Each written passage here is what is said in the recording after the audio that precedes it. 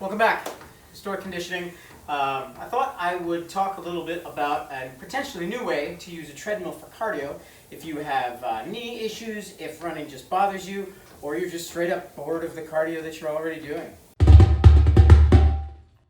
So running, especially the way that we do it in our modern society, is a very percussive activity, right? And unless your form is really good, over time you have the potential to do yourself some pretty lasting, not severe, potentially severe, but some damage. Anyway, running it can be a long-term, it can be not a very beneficial activity. So what are we going to do? Especially if you've got some kind of limitation.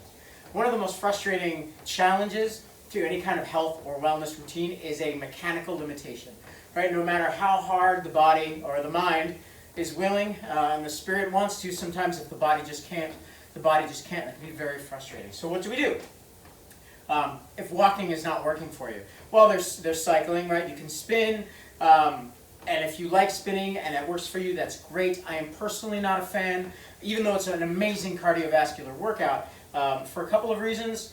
One, that unless you're doing something with your upper body, you're not doing anything with your upper body. You're not using your core. It doesn't allow you to go through that full range of motion, right? Which leads me into number two, especially if we're over here on the site. This is how we are all day. Why would I want to put myself on a cycle? This is my stuck at work position, or depending on the martial activity that you do in the region that you do it, this is my fighting positions.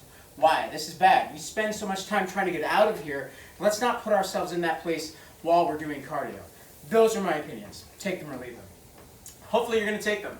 I'm going to show you how to use this treadmill. Instead of varying our speed, we're going to vary the other option that we have at our disposal, which is the incline. I'll show you what I do, and then I'll talk about how you should be potentially using this yourself. So normally what I'll do is I'll set about as walking pace as fast as I can comfortably go.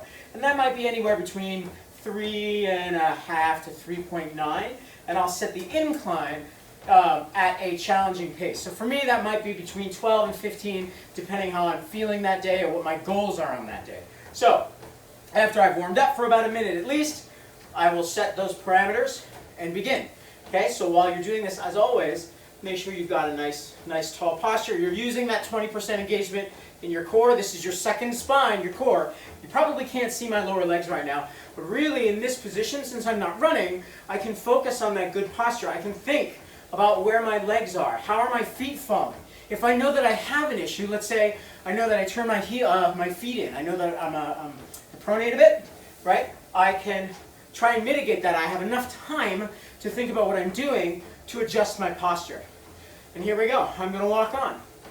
So what you can do is take the fitness regimen that you have found through your search on the internet, or the one that your wellness professional has prescribed to you, and apply that to this methodology, right?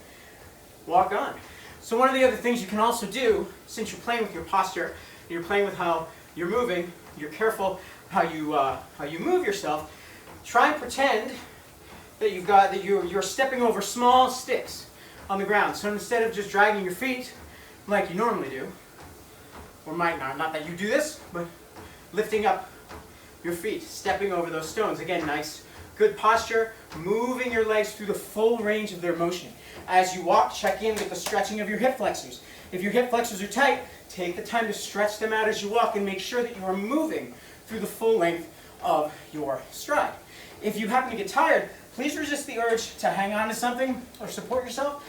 This is a terrible posture. Psychologically also, I would encourage you to stay with your challenge and move up or down as you need, while maintaining your core stability, maintaining the focus that you've got.